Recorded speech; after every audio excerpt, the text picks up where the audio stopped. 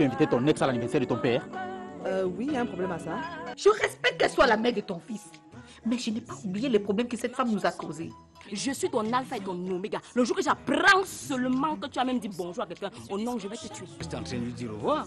Et de cette façon, je pense qu'une poignée de main aurait suffi. Parfois, je me demande ce que je fous avec toi. Ton temps est terminé. Et à partir d'aujourd'hui, tu as maximum 5 minutes à la douche. Pas plus, pas moins. C'est parce que tu m'as donné un mingli mifan que tu veux me lancer les grains de maïs. Tu crois que c'est à cause de ça que je vais devenir ta chaude? Tu t'es déjà posé la question sur la consommation de cette maison, les factures de cette maison. Mais je ne peux pas payer les factures de la maison tout seul. Tu dois participer. Je paye déjà la facture d'eau, non? Ce n'est pas parce que j'ai épousé votre fille que vous pensez que vous pouvez m'insulter n'importe comment. Marche ensemble, dorment ensemble, mais n'ont pas la même vision. Madame, monsieur.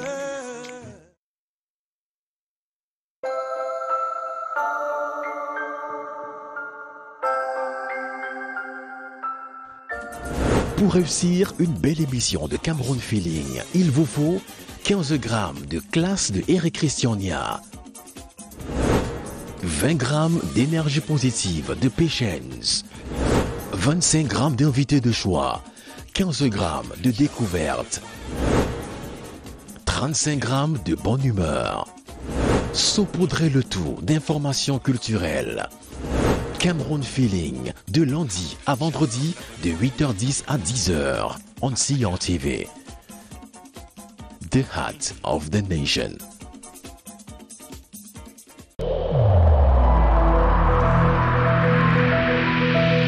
Le Covid-19 existe. Il tue, il fait des ravages au sein des familles. Je l'ai eu, je sais de quoi je parle. Vous également, vous pouvez l'avoir. Un seul geste, facile à adopter, facile à faire. Porter son masque comme je le fais, aussi simplement.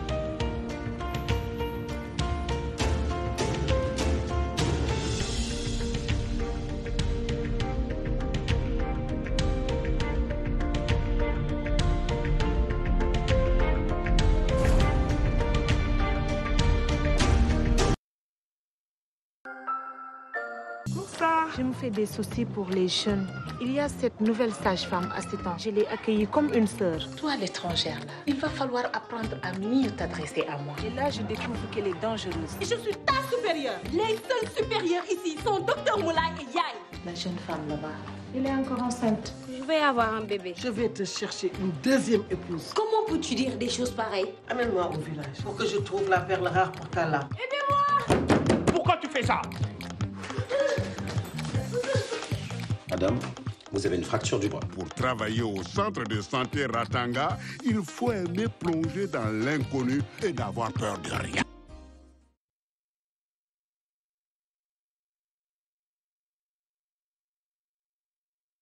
Bonsoir, c'est dimanche et comme tous les dimanches, vous avez rendez-vous avec votre magazine Scène de presse. À tout de suite.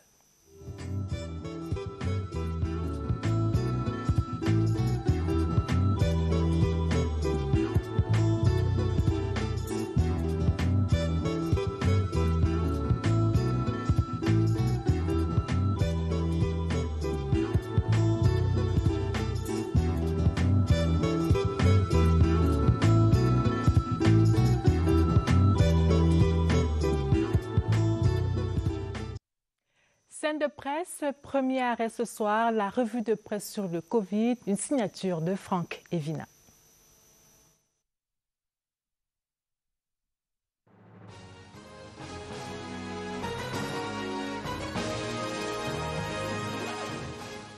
Journée internationale des droits de la femme. Demain lundi, jour apothéose. Cameroun Tribune souligne que la célébration cette année se déroule dans le respect des mesures barrières. Pas de défilé, mais des tables rondes, des causeries éducatives et des activités sportives.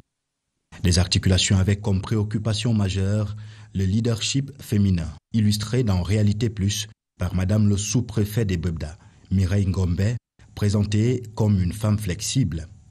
En une dans Lady News, une autre Amazone, Luisette René Toby, qui fait honneur au Cameroun et à la femme camerounaise. Elle trône depuis le 26 février 2021 à la tête de la conférence des ministres de la jeunesse et des sports de la francophonie. L'équation révèle que la nouvelle patronne de la Conféges a été désignée au cours de la 38e conférence de cette institution. C'était à Ouagadougou, au Burkina Faso, précise Cameroun Tribune.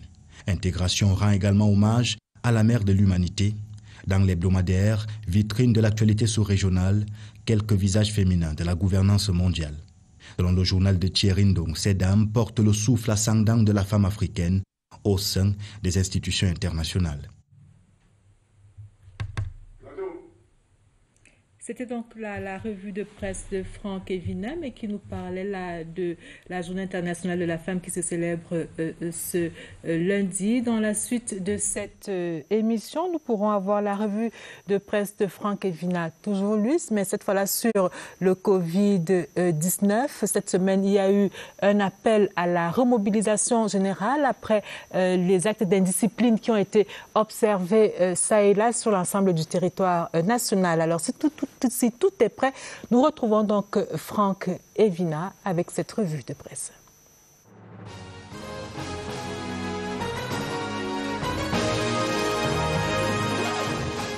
Face à la flambée des contaminations, l'urgence d'une remobilisation. La sonnette d'alarme du Premier ministre chef du gouvernement a retenti dans Cameroun Tribune du lundi 1er mars. Selon le quotidien bilingue national, Joseph Diongouté a donné une instruction particulière au ministre de la Communication. Réactiver les mécanismes de sensibilisation de l'opinion. Message bien reçu par René Emmanuel Sadi qui appelle les Camerounais à s'approprier les gestes barrières, indique l'élite. L'hebdomadaire affirme aussi que le gouvernement explore la piste du vaccin au profit des couches les plus vulnérables. L'anecdote donne la même info. Le vaccin arrive à grands pas.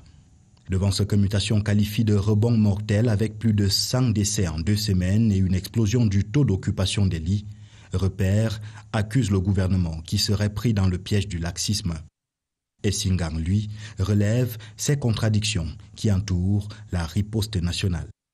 Des concerts et autres manifestations publiques autorisées ou encore l'option du vaccin au détriment des solutions endogènes.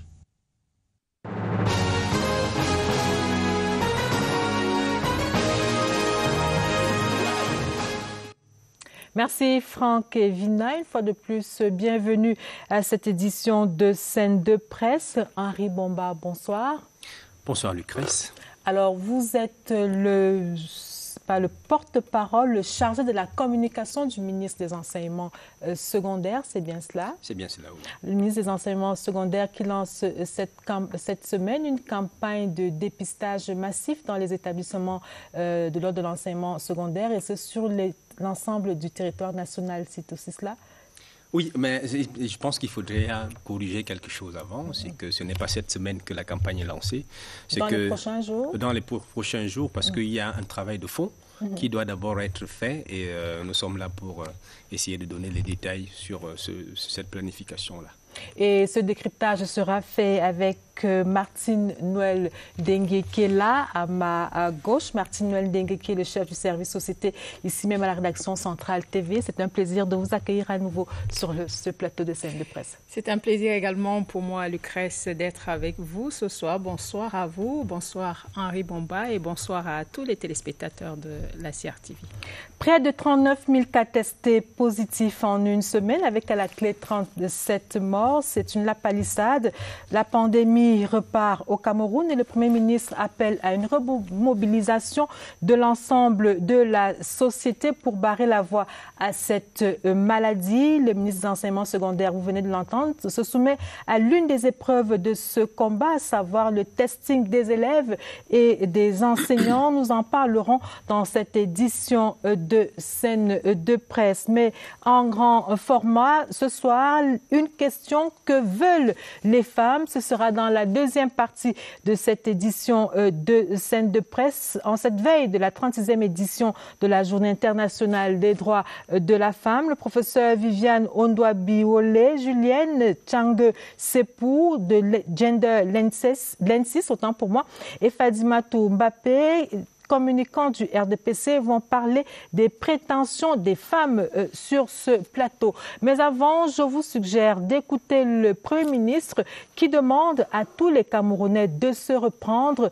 face à la résurgence du Covid-19. Joseph John Gouté est en focus dans cette édition de Scène de presse.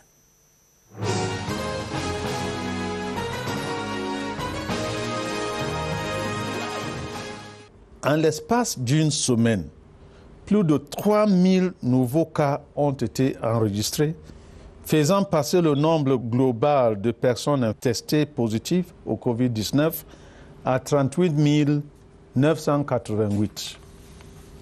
Sur la même période, c'est-à-dire une semaine, 37 patients sont décédés de suite de cette maladie, ce qui porte le nombre de décès à 588 au total. Tout porte à croire que la détérioration de la situation épidémiologique que nous observons aujourd'hui est en grande partie due au relâchement dans l'application des gestes barrières et au non-respect des mesures de restriction prises le 17 mars 2020, dont certains sont encore en vigueur. En effet, une très grande majorité de nos compatriotes se réunissent en toute insouciance dans les espaces publics ou privés, au mépris des règles de distanciation physique et sans tenir compte de la limite fixée à 50 personnes pour tout rassemblement. Plusieurs ne portent même plus le masque de protection, pourtant obligatoire dans tous les lieux ouverts au public. D'aucuns continuent même à croire que le Covid-19 est une pure invention ou n'existe que sous d'autres cieux.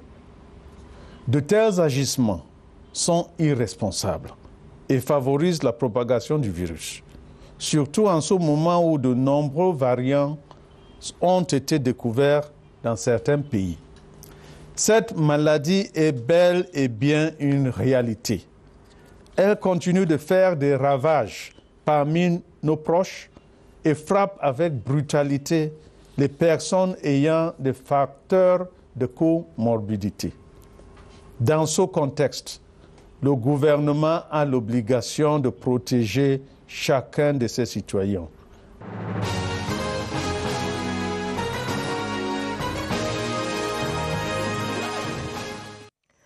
Alors, Martine Noël, vous étiez à Orca, l'unité de prise en charge des patients de Covid-19. Vous observez la société tous les jours lors de vos différentes descentes sur le terrain. L'indiscipline semble généralisée. Lorsque vous écoutez le Premier ministre, vous vous dites il était temps.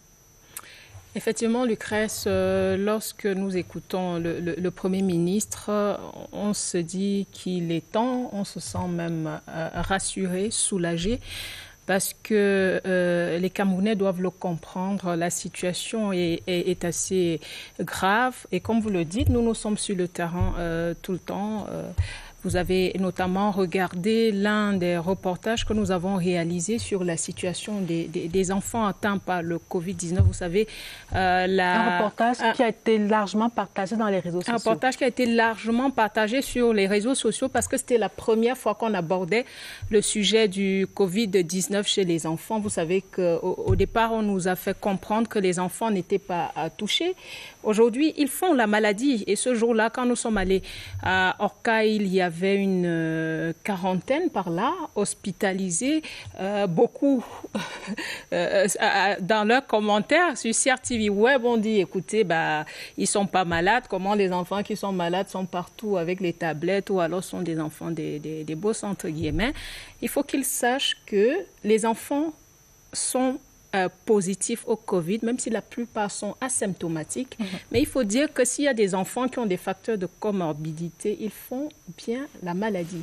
Donc, que le Premier ministre sonne ainsi la sonnette d'alarme, je pense qu'il était temps. Il faut qu'on revienne au respect strict des mesures barrières dictées par le gouvernement il y a un an. Et je pense que ce n'est que comme ça qu'on pourra s'en sortir. Et comme disait le ministre de la Santé l'autre jour à la conférence de presse conjointe avec le ministre de la Communication et le délégué général à la Sûreté nationale, ce n'est que par notre autodiscipline que nous allons éviter d'arriver à la deuxième vague tant redoutée.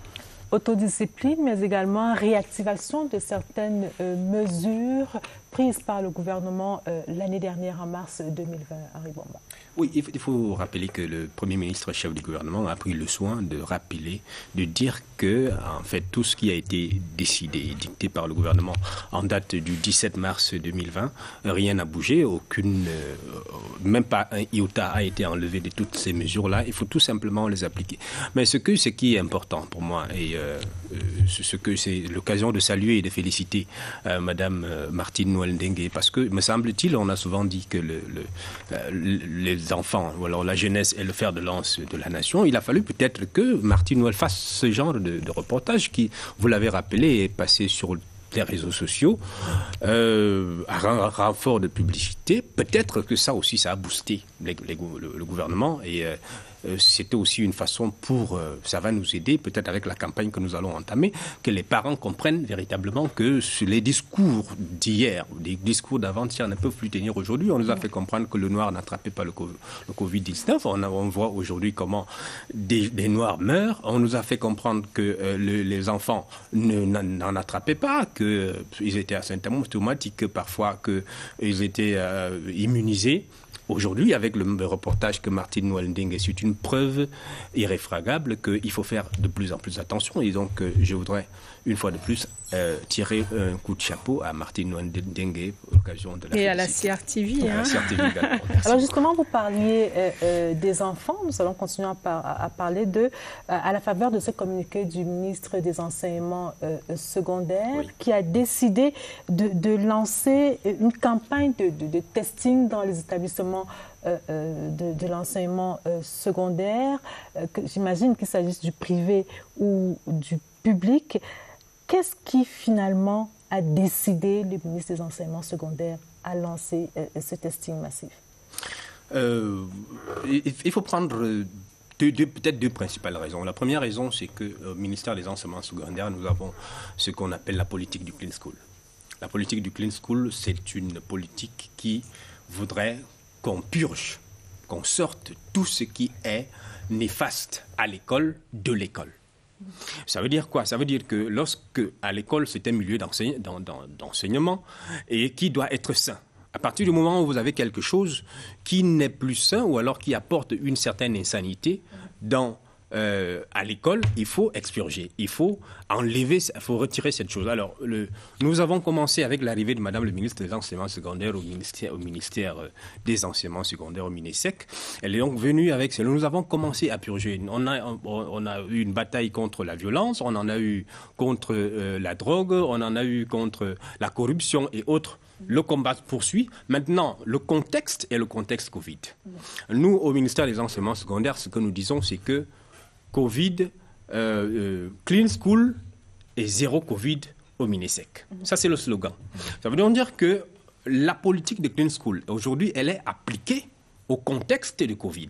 Il est donc question d'extirper, de retirer le Covid-19 des milieux éducatifs. C'est de ça qu'il s'agit. Et lorsque vous lisez, ça c'est la deuxième approche, lorsque vous lisez le communiqué radio-presse de Madame le ministre des Enseignements secondaires en date du 4 mars dernier, elle dit que, dans l'énoncé des motifs, elle dit très bien que, compte tenu de la recrudescence des cas testés positifs, ça veut dire que, en plus de la sensibilisation qui est en cours depuis dans les milieux éducatifs, maintenant il y a une recrudescence des cas testés positifs. Cela a encore boosté, cela a encore apporté de l'énergie dans la sensibilisation et dans les idées pour que le Covid-19 soit expurgé, soit sorti des milieux scolaires. Alors, c'est entendu, les personnes concernées, c'est bien les élèves, mais également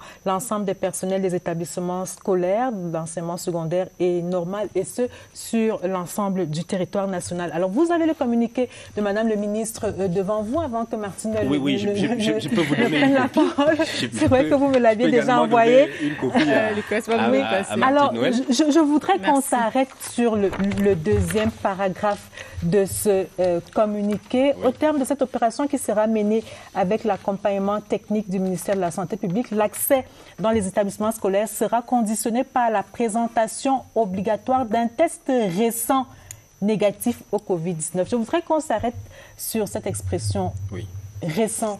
Qu'est-ce que cela veut dire concrètement? Alors, le test récent, c'est que lorsque Madame le ministre des Enseignements secondaires reçoit son collègue de la Santé publique, le docteur Manaouda Malachi, au cours de cette audience, il y a un certain nombre de choses qui sont sorties, notamment la durée du test. On s'est dit, on doit faire un test par mois.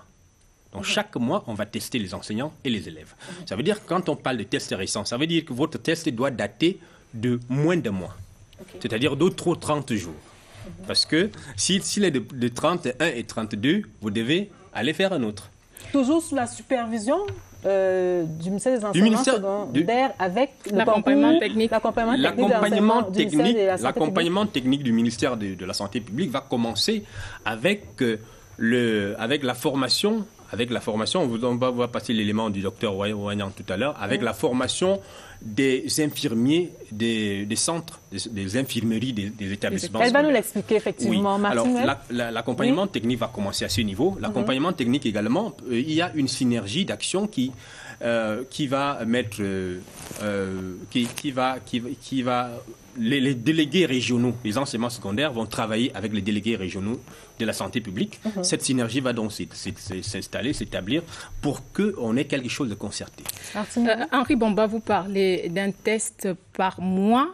Oui. Et vous dites qu'avec l'accompagnement technique du ministère de la Santé publique, on va former les infirmiers ou les infirmiers des infirmeries des établissements scolaires. Lorsqu'on sait qu'il y a des infirmeries qui n'ont pas d'infirmiers et qui ne sont que là de nom, moi je vais vous demander quel est exactement, est-ce que vous pensez que c'est faisable lorsqu'on sait que l'enseignement secondaire et l'enseignement normal a au total 40 089 établissements sur l'ensemble du territoire national? Je me demande comment est-ce que vous comptez procéder pour faire des tests sur les enseignants et sur les élèves une fois par mois. Quels sont les laboratoires qui vont interpréter ces tests-là, alors même que aujourd'hui, quand on fait un test, on n'est pas sûr d'avoir ces résultats dans une semaine. Comment ça va se passer? Très bien, c'est une très bonne question, mais je m'en vais vous répondre simplement en disant que lorsque Madame le ministre des Enseignements secondaires reçoit le docteur Manaouda Malachi, la question que Madame le ministre lui pose, c'est celle que vous posez. Et la réponse était? Est-ce que nous pouvons avoir l'assurance que nos personnels et nos élèves seront testés?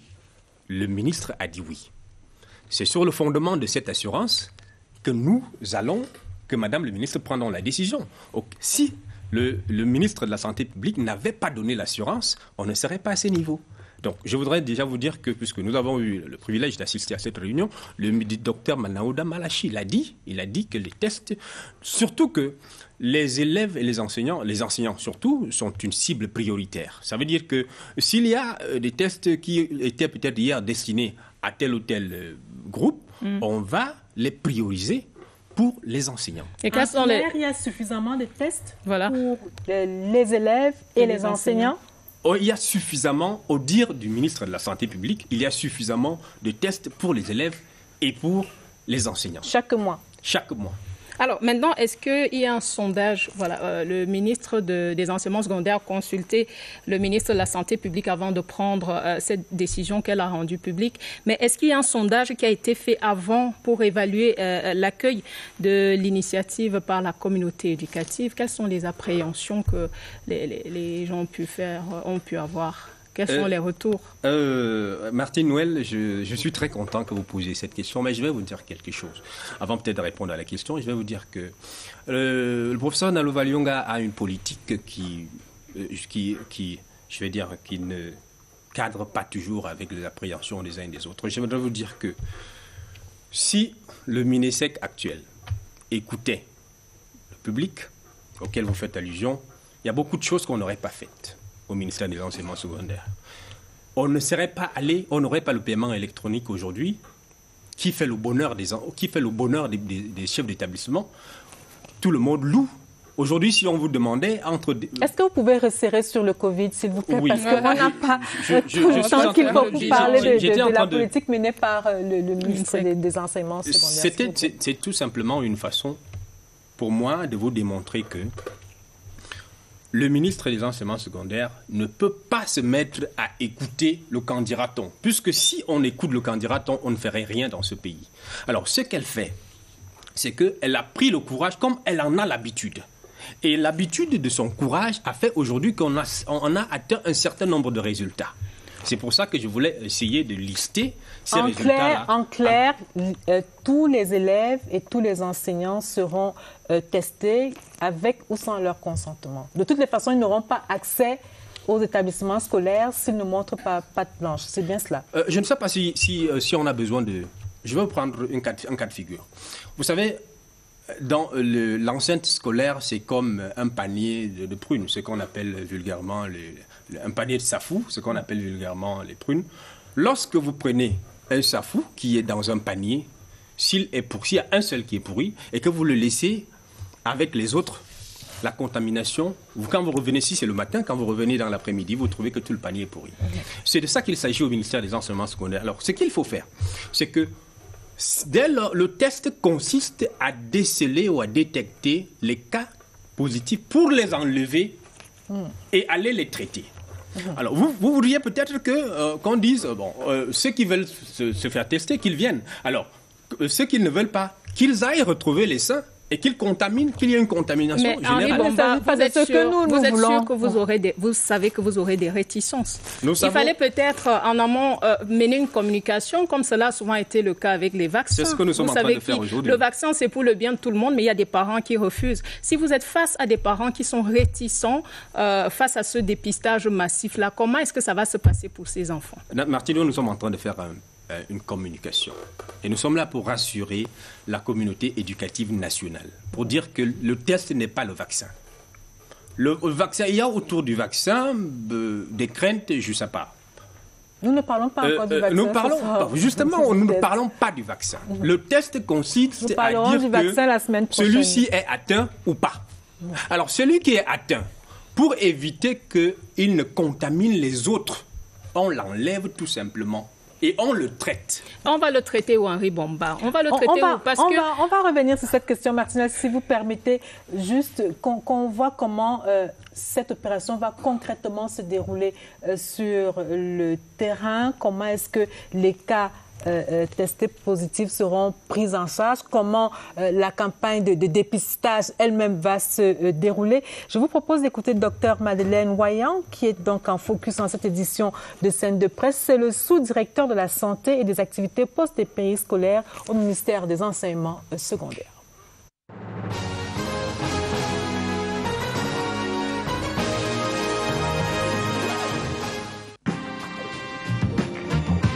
Les enseignants et les élèves constituent une cible prioritaire au test de Covid. Et le dépistage va se passer suivant 2 cas de figure. Pour les établissements d'enseignement secondaire ayant des infirmeries scolaires, les personnels de santé en charge de ces infirmeries vont préalablement suivre une formation à la réalisation de tests de Covid.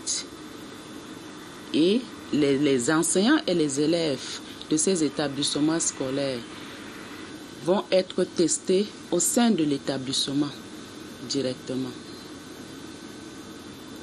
Et ce dépistage va nous permettre de détecter rapidement les cas positifs pour une prise en charge rapide. Pour les établissements n'ayant pas d'infirmerie scolaire, les délégués régionaux des enseignements secondaires et ceux de la santé publique vont ensemble établir une liste des établissements scolaires par district de santé. Les élèves et les enseignants de ces districts de santé vont être orientés vers le centre de dépistage du district concerné. Ces cas seront orientés vers les centres de prise en charge. Si c'est des formes légères ou asymptomatiques, ces élèves ou ces enseignants seront mis en quarantaine chez eux et vont suivre le traitement. Si c'est des formes graves, ils seront hospitalisés dans les centres de prise en charge.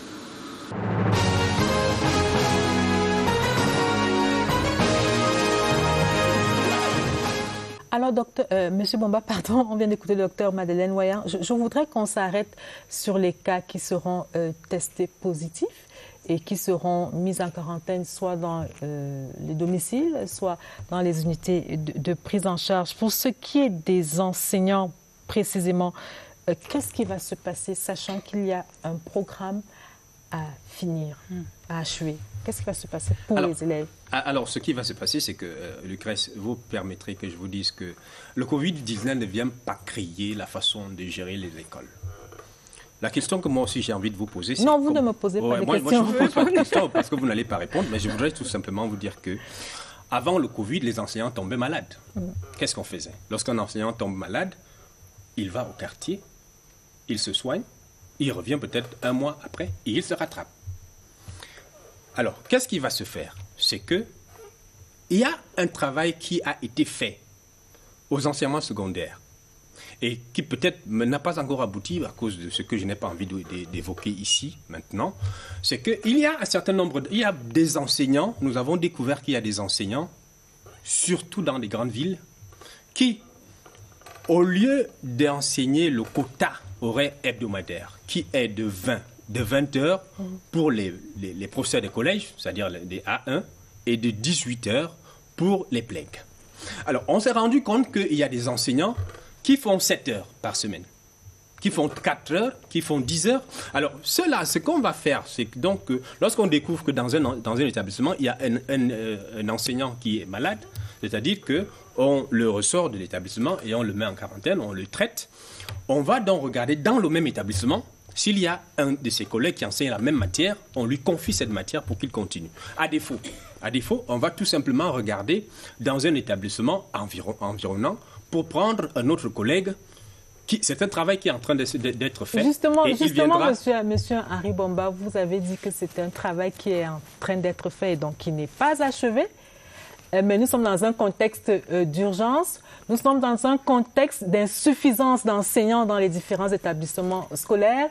Une campagne comme celle-là va être lancée et donc il y aura certainement, on ne le souhaite pas, il y aura des cas positifs. Qu'est-ce qu'on fait pour couvrir les heures de cours, pour achever les programmes scolaires, sachant qu'on a déjà eu une année 2020 plus ou moins, une année scolaire 2020 plus ou moins chaotique et qu'on a commencé l'année scolaire 2021 en octobre et non en mars, toujours à cause du Covid-19. La question est de savoir quels sont les préalables, qu'est-ce que le ministère des Enseignements secondaires a fait pour qu'on puisse achever les programmes scolaires, sachant que nous sommes déjà au mois de mars et qu'il ne nous reste que 3 ou 4 mois par là pour achever l'année. Alors, soit je me suis mal exprimé, soit c'est vous qui ne m'avez pas bien écouté. J'ai dit le travail est en train d'être fait. Mais ce travail qui est en train d'être fait ne concerne pas l'urgence. L'urgence, c'est comme je vous ai expliqué, que dès lors que demain matin, on découvre qu'au lycée de Mbala 2, il y a un enseignant qui est testé positif, on le ressort immédiatement. On cherche son collègue qui est soit dans le même lycée, qui enseigne la même matière, soit on va au lycée d'Nkoleton, on va au lycée des Mana, ou alors on va au lycée Leclerc, on prend un enseignant au lycée bilingue des SOS, on prend un enseignant, son collègue qui enseigne la même matière et on lui donne 16 heures. Et qui est déjà surchargé également chez vous lui dans vous son n'êtes pas école. sûr qu'il est surchargé. Ça, c'est ce que vous pouvez dire sur le plateau, mais vous n'êtes pas sûr sur le Est-ce que vous êtes sûr qu'il a de la marge? Est-ce que vous nous dites que l'étude n'est pas encore allée jusqu'à son thème? Est-ce que vous êtes sûr qu'il a encore de la marge? Est-ce qu'il a encore suffisamment du jus, entre guillemets, pour pouvoir prendre de nouveaux élèves? De toute évidence, je vous ai dit que si un établissement, si vous prenez le lycée de Mbala 2, et autour du lycée de Mbala 2, il y a peut-être 5 ou 6 lycées. Donc, si au lycée de bilingue d'un Coleton, il n'y a pas d'enseignants disponibles, on va en trouver un Mana. Si on n'en trouve pas un Mana, on va en trouver au lycée bilingue. Là, nous sommes dans les grandes villes. Voilà. Que faites-vous des lycées de campagne, des établissements de campagne? Alors, dans les établissements de campagne, ce qu'il faut savoir, c'est que les établissements de campagne n'ont pas eu beaucoup de problèmes de programme. Parce que les effectifs là-bas sont réduits. Ça veut dire qu'ils n'ont pas appliqué la mi-temps, ils ont appliqué le plein temps. Aujourd'hui, ils sont même un peu plus en avance. La couverture du programme aujourd'hui aussi entre 50 et 60%. Sur le plan national. Vous ne répondez pas à la question, M. Bomba. Si l'enseignant est testé positif en campagne, qu'est-ce qui se passe? Qu'il ait couvert 50%, 60% de son programme, qu'est-ce qu'on fait? On prend le remplaçant où? Lorsque l'enseignant est testé positif dans un établissement de campagne, il a un collègue dans le même établissement. On peut prendre ce collègue-là et trouver des accompagnements possibles pour qu'il supplée son collègue et qu'il continue la matière pour que les élèves ne restent pas sans enseignant. Je vous ai dit, on sait que le traitement, c'est dans les 14 jours, dans 2 semaines. En 2 semaines, si un enseignant passe deux fois par semaine, ça fait peut-être 4 séances. Vous n'allez pas me dire qu'on ne peut pas s'arranger à ce que votre collègue prenne 8 heures, c'est-à-dire 4 heures par semaine. Nous ne disons rien. Nous ne disons rien, M. Bomba. Henri Bomba, nous nous opposons. Je reste avec vous en campagne pour revenir sur la prise en charge. Oui. Vous, le docteur l'a dit tout à l'heure, si un enfant ou un enseignant est testé positif, il va être confiné chez lui, alors aller dans un centre de prise en charge. Moi, je prends le cas, je vais vous dire, un village que je connais très bien, je vais vous prendre le cas de Massanga, par exemple, dans le Noun. Vous avez des gens qui vivent dans une promiscuité incroyable, des gens qui partagent la même chambre. Si jamais un enfant est atteint, comment est-ce qu'on va le prendre en charge chez lui? Comment les médicaments arrivent là-bas? Maintenant, vous dites, si ce n'est pas la maison, c'est dans un centre de prise en charge. Oui. Est-ce que Massangam a un centre de prise en charge au Covid? Je ne sais même pas si Bafoussam en a encore. Comment ça se passe? Je voudrais vous rappeler peut-être, Martine Oldengue, c'est que le docteur Ewanyan parle du volet de la santé. Mais moi, je suis ici, ce n'est pas pour représenter le ministère de la Santé. Vous avez assisté à la réunion avec Madame le ministre des Affaires secondaires. Si vous ne me laissez pas parler, je n'irai pas au bout. Allez-y. Alors, je suis en train de vous dire que je ne représente pas le ministère de la Santé publique. La prise en charge, c'est le ministère de la Santé publique qui s'en occupe. Le ministère des enseignements secondaires voudrait constater que tel ou tel est testé positif. On prend le cas, on remet au ministère de la Santé publique qui s'en occupe. Ça, notre travail s'arrête au niveau du constat de la positivité d'un personnel ou d'un élève. À partir de ce moment, c'est le protocole MinSanté qui se déclenche. Donc maintenant, si dans votre Massangam, ou je ne sais quoi, il y a des cas positifs là-bas, le MinSanté, posez la question au docteur Manaouda, il vous dira ce qu'il en fera. Moi, j'ai cru entendre au début que le docteur Manaouda a donné toutes les assurances avant sur la disponibilité des tests. D'accord. Et sur la disponibilité des médicaments également et de l'accompagnement pour la prise en charge. On ne lui a pas posé la question sur les médicaments et les médicaments. Je vous dis qu'on lui a posé la question sur les tests. Ce qui est sûr, c'est que lorsqu'on engage une opération comme celle-ci, un ministre, 2 membres du gouvernement ne peuvent pas s'asseoir pour venir jouer je ne sais quoi et venir envoyer des gens sur les plateaux pour aller dire que c'est bon alors que ce n'est pas bon. Je pense qu'il faut être sérieux et c'est ce que nous essayons de faire. Nous savons que vous êtes sérieux, M. Bomba. Alors, je vais vous poser une autre question, celle-là concernant les élèves. Oui. Qui vont peut-être aussi être testés positifs. Martine, elle en a rencontré quelques-uns à Orca. Oui. Qu'est-ce qui va se passer pour eux? Ce sera la même chose? Ils viendront recopier les cours après? Est-ce qu'il y a un dispositif qui pourrait également être mis sur pied pour que ces enfants ne soient pas très en retard, sachant que les examens de fin d'année approchent à grands pas? Je vous réponds de la même manière que j'ai répondu quand vous avez posé la question, une question similaire pour les enseignants, en vous disant que lorsque vous, le CRES, vous aviez manqué 2 ou 3 jours de cours, vous faisiez quoi? Vous reveniez, vous vous rattrapiez. Ça, c'est ce que, en temps normal, on faisait pendant, ou du moins avant le Covid, ou sans le Covid. Maintenant, avec le Covid, il y a un dispositif qui a été installé. Un dispositif particulier. Qui a été installé, c'est-à-dire qu'on a pris des mesures avec le distance education. Dans le distance education, on va donc, l'élève qui est mis en quarantaine, à son retour, peut donc soit faire des cours en ligne, se rattraper en ligne, ou alors il y aura, le ministre des enseignements secondaires a décidé, elle a saisi sa hiérarchie, pour que pendant les congés de Pâques, qu'il y ait des séances de rattrapage, parce que la couverture des programmes est extrêmement basse. Donc pendant les congés de Pâques, il y aura de la couverture des programmes, et pour ces cas-là, il y aura un programme spécialisé de rattrapage. C'est noté. Nous allons marquer notre arrêt dans cette édition de Scène de Presse. Nous avons posé une question aux journalistes. Faut-il confiner les Camerounais? C'est une question qui fait mal, mais qu'il faut quand même poser. Et l'équipe de Scène de Presse s'est permis de poser cette question aux Camerounais et surtout, principalement aux journalistes. Voici la réponse.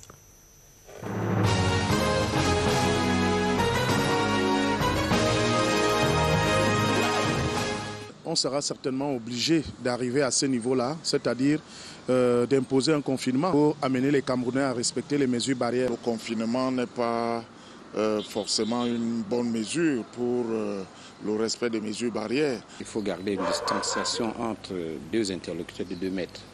Il faut se laver constamment les mains. Il faut protéger des masques, ce qu'on a appelé dans un langage enveloppé mesures barrières. On ne peut pas comparer ce qui se passe dans nos pays, en Afrique, de manière générale, au Cameroun en particulier, par rapport à ce qui se passe dans les pays occidentaux. Donc je crois que le confinement n'est pas très bienvenu au Cameroun. Rien n'est suivi. Vous avez pu constater que même les différents points de lavage des mains ont disparu. Aujourd'hui, la distanciation sociale a foutu le camp, on va dire comme ça. Même le port du masque est devenu un véritable problème. C'est-à-dire que des gens pensent que c'est une maladie qui a disparu. En gros, les mesures barrières ne sont presque plus respectées. Si au moins on respectait les mesures barrières, si ce n'est déjà cela, on ne peut pas se payer le luxe de ce que fait la France, de ce que fait l'Allemagne, de ce que fait l'Italie ou les États-Unis, qui peuvent, dans un quartier comme celui-ci, confiner les gens et subvenir à leurs besoins, pallier à leur manque à gagner en ce qui concerne les rentrées des activités commerciales. Ça, on ne le peut pas. Il va falloir continuer à faire la sensibilisation auprès de nos populations, leur dire que la pandémie n'est pas terminée, elle n'est non plus éradiquée et qu'il va falloir continuer à respecter vraiment les simples mesures barrières basiques. Il faut utiliser des mesures fortes. Et l'une des mesures fortes, me semble, c'est le confinement. Maintenant, peut-être avant d'y arriver, peut-être qu'il faut davantage amener les autorités, notamment les forces de maintien de l'ordre, à faire régner l'ordre, effectivement, amener les Camerounais à respecter les mesures barrières. Ceux qui peuvent se confiner parce qu'ils ont les moyens, n'est-ce pas, de s'occuper d'eux-mêmes, d'entretenir leur activité et de pouvoir nourrir leur famille, peuvent se confiner. Mais si l'État décrète le confinement, il faut des mesures conséquentes.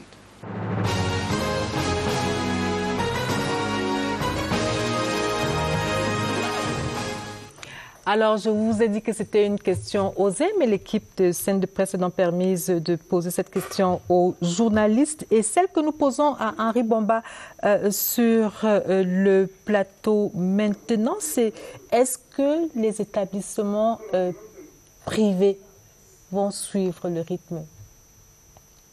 Est-ce qu'il n'y a pas un risque d'une école à 2 vitesses, comme c'est un peu le cas avec la mi-temps? Je voudrais donner raison à Martin Weldengue qui disait qu'il faut une campagne de communication. Et nous, on a été prévenant sur le sujet. Lors de l'audience entre les deux membres du gouvernement, il a été décidé que Madame le ministre des Enseignements secondaires rencontre les secrétaires à l'éducation. C'est-à-dire les secrétaires à l'éducation évidence catholique, protestante, et tout ce que, islamique et tout ce que vous pouvez imaginer. Ce sont donc, lors de cette concertation, Madame le ministre va donc leur présenter le bien fondé, tout ce qu'elle est en train de faire. Et je suis sûr qu'ils vont comprendre, puisqu'il s'agit d'une cause nationale, je suis sûr qu'ils comprendront, et ce sont eux qui seront chargés de porter la voix du ministère vers leur ressort. Merci Noël. Henri Bomba, est-ce qu'il y a déjà une date qui est avancée ou annoncée pour le début de ce dépistage massif au sein des établissements scolaires? Ce qui est sorti de cette rencontre, c'est que les délégués régionaux des enseignements secondaires et de la santé publique devaient se retrouver vendredi. Mais je pense que cela n'a pas été possible. Cela sera certainement possible cette semaine. Il est question que les délégués régionaux s'asseyent d'abord pour arrêter une planification. Cette planification, elle est accessoire parce que la principale, c'est, on a dit, pour les infirmeries, les tests vont se passer dans les infirmeries des établissements.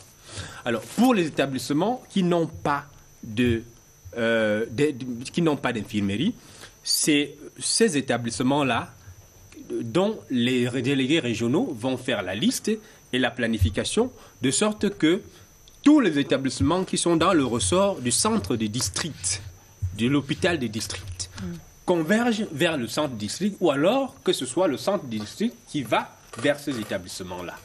C'est comme ça que cela sera fait. Donc, on peut imaginer que si la rencontre se fait cette semaine et qu'il faut encore capaciter les infirmiers de ces centres qui sont dans les établissements, il y a une formation qui sera faite. C'est au bout de la formation, c'est au bout de la planification entre les délégués régionaux des enseignements secondaires et des centres de la santé publique. Nous sommes le 7 mars. Nous sommes le 7 mars. Les congés, c'est dans quelques... Je suis en train de... Ils peuvent se retrouver demain.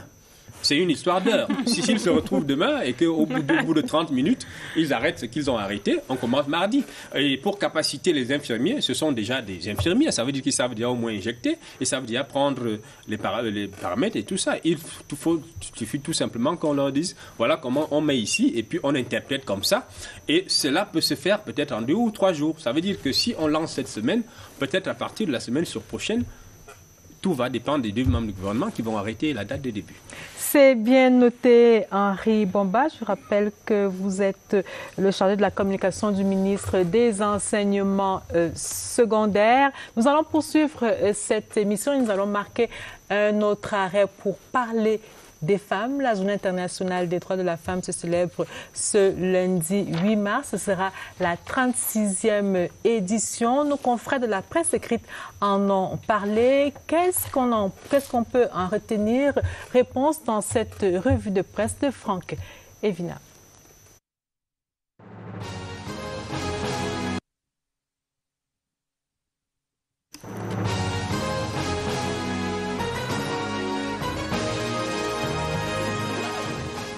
Face à la flambée des contaminations, l'urgence d'une remobilisation.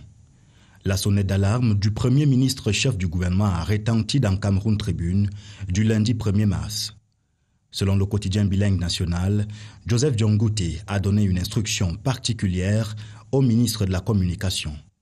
Réactiver les mécanismes de sensibilisation de l'opinion. Message bien reçu par René Emmanuel Sadi qui appelle les Camerounais à s'approprier les gestes barrières, indique l'élite. L'hebdomadaire affirme aussi que le gouvernement explore la piste du vaccin au profit des couches les plus vulnérables. L'anecdote donne la même info. Le vaccin arrive à grands pas. Devant ce que Mutation qualifie de rebond mortel avec plus de 100 décès en 2 semaines et une explosion du taux d'occupation des lits, Repère accuse le gouvernement qui serait pris dans le piège du laxisme. Essingang, lui, relève ces contradictions qui entourent la riposte nationale. Des concerts et autres manifestations publiques autorisées, ou encore l'option du vaccin au détriment des solutions endogènes.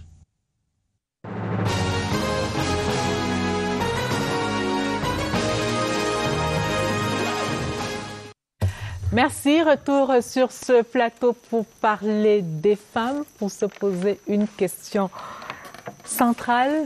Que veulent les femmes? On va y revenir dans quelques instants. Le temps pour nous de vous présenter notre panel du soir. Nous avons le professeur Viviane Ondoa-Biolé.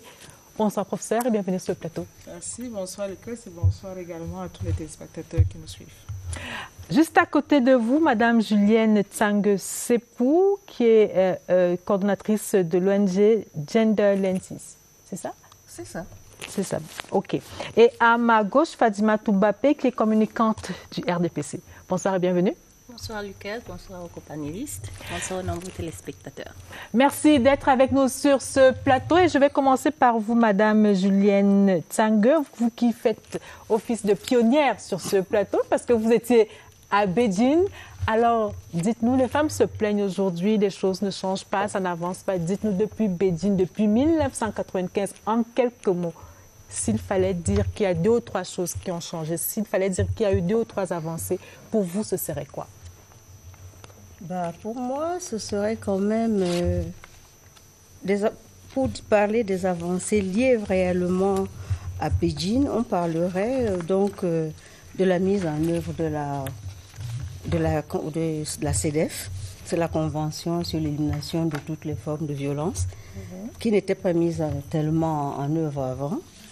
Et là, on a vu quand même que actuellement, nous avons une politique nationale genre, des plans d'action qui sont mis en œuvre. Et également, nous avons des textes qui suivent, comme les textes sur la violence basée sur le genre. Nous avons également des refontes au niveau même de la structuration du ministère, je crois. Et nous avons également la mise en place des ressources, des caisses de financement pour les femmes. Tout ceci marche plus ou moins bien, mais c'est quand même là. Et on ne peut pas dire que rien n'est fait. On verra dans les détails. Il nous faut seulement les lois encore.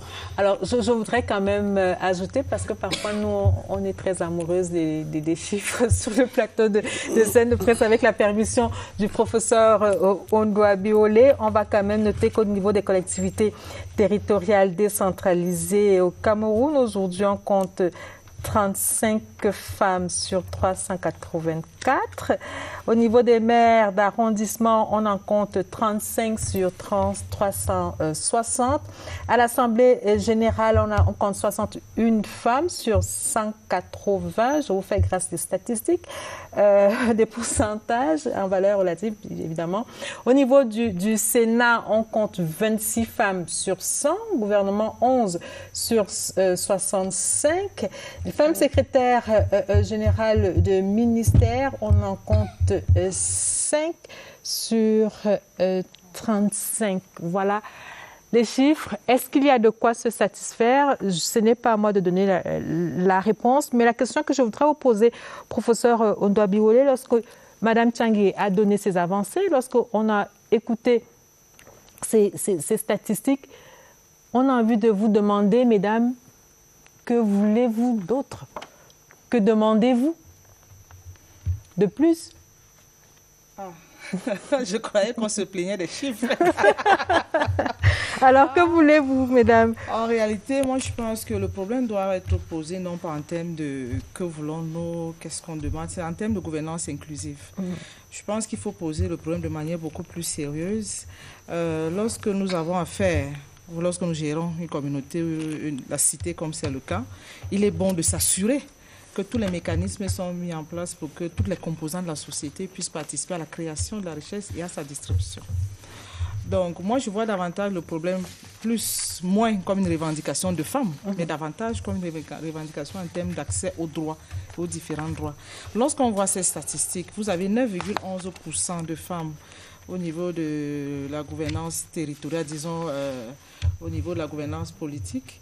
C'est quand même, ça devrait inquiéter. Plus d'un 9,11%, c'est parti pour 5 ans. 5 ans. Il faut dire qu'elles sont représentées également au niveau infranational, au niveau des communes. Ça veut dire qu'au plan stratégique, il faut oublier.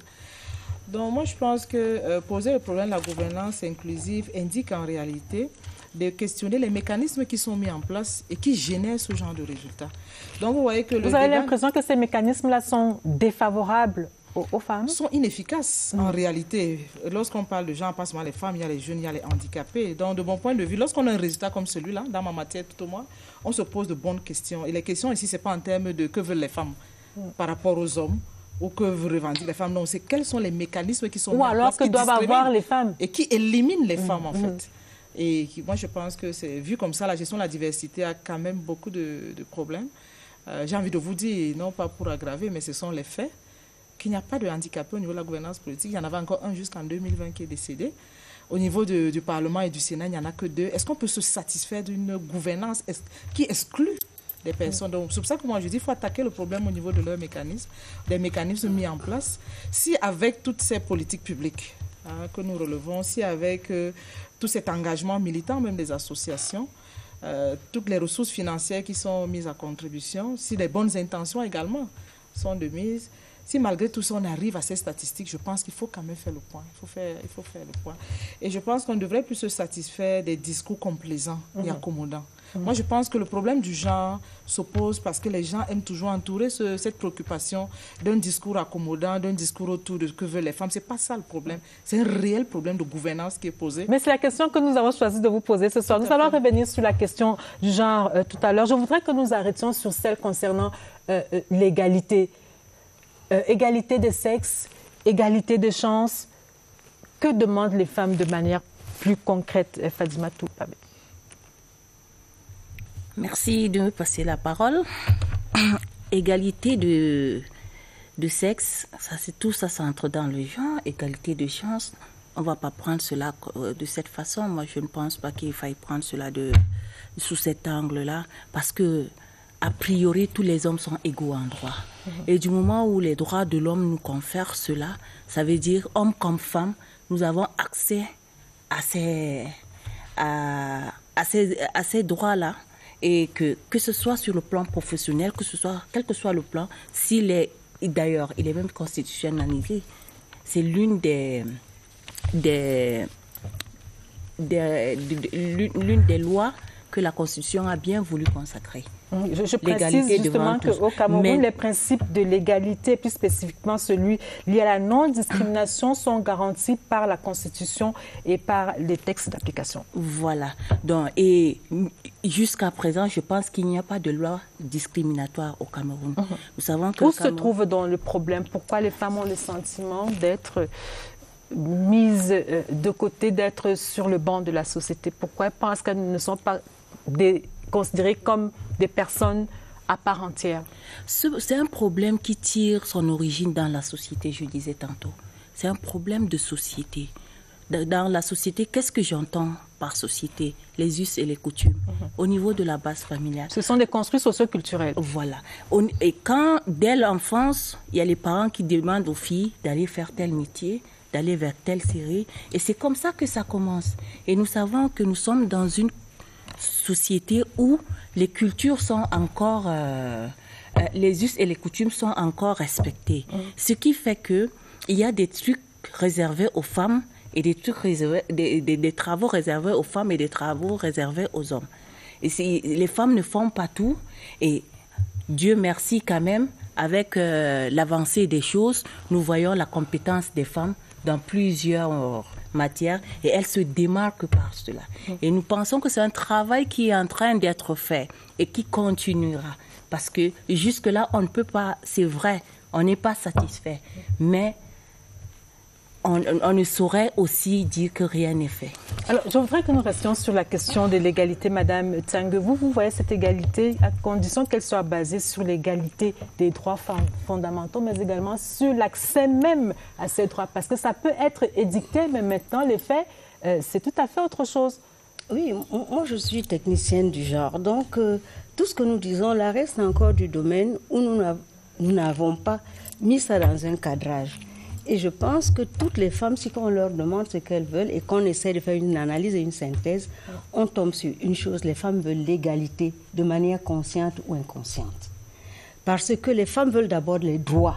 C'est les droits qui sont bons pour elles et pour les hommes qui leur confère cette citoyenneté qui fait qu'elles peuvent dire qu'elles ont droit à. Et ceci, nous le retrouvons dans les conventions que nous signons au niveau international, dans notre constitution, dans les autres arrêtés de résolution au niveau international. Mais on peut avoir les droits et ne pas pouvoir en jouir. C'est ce qui nous fait parler aujourd'hui. Et pour accéder donc à la jouissance de ces droits, je dis bien accéder, c'est qu'il faut avoir accès, il faut avoir des éléments tels que la formation, l'éducation, la santé, les routes, des ressources. Et c'est le deuxième pilier de l'égalité. Pour nous, l'égalité, c'est le droit d'abord. On a le droit, mais on ne sait pas comment y arriver. Il faut maintenant pouvoir y accéder. Et c'est tous ces programmes qu'on met en place, dont parlait Viviane tout à l'heure, qui parfois sont efficaces ou pas efficaces, qui doivent donner la possibilité aux femmes de pouvoir arriver à leurs droits, jouir de leurs droits. Le troisième pilier maintenant, c'est celui de la sphère d'influence. Si les femmes ne sont pas là quand on discute de leurs questions, elles ne pourront pas. Nous allons revenir sur cette question d'influence. Oui, mais c'est très important. Oui, nous allons revenir sur cette question. Pilier tout à fait, nous allons revenir sur cette question d'influence, du nombre et de l'influence. Professeur, on doit vous insister également sur l'égalité au niveau des postes. C'est bien cela. Je trouve ça évident. Je trouve évident. Il y a des phénomènes qui sont quand même des phénomènes qui devraient attirer notre attention. Moi, je pense que lorsqu'on parle de discrimination à l'endroit des femmes, c'est pas des slogans, c'est pas des anecdotes. C'est pour ça que moi, je pense qu'il faudrait alimenter aussi le discours des faits et il faudrait les documenter. Si je prends les membres du gouvernement, actuellement, nous avons 11 femmes membres du gouvernement sur 65. Et vous allez vous rendre compte que ces femmes ne connaissent pas les mobilités que les hommes connaissent. Vous avez des hommes qui connaissent, pendant leur séjour au gouvernement, 3 postes ministériels. Mais regardez le parcours des femmes, elles ne bougent pas. Même si elles font 15 ans, elles font 15 ans au même poste. Rien n'explique cela. On a l'impression qu'on a effectivement des mécanismes à double vitesse. Il y en a pour les femmes et il y en a pour les hommes. C'est ce type de mécanisme, de mon point de vue, qu'il faut adresser avec beaucoup plus d'agressivité.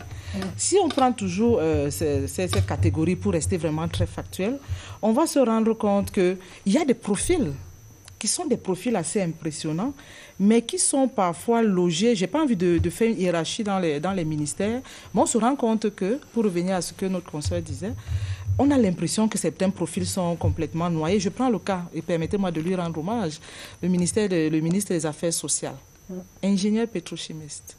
Elle a été au ministère de l'économie et du plan. Elle a été conseillère technique des services du Premier ministre, maintenant ministre des Affaires sociales depuis quelques années. Elle pouvait également connaître une mobilité différente.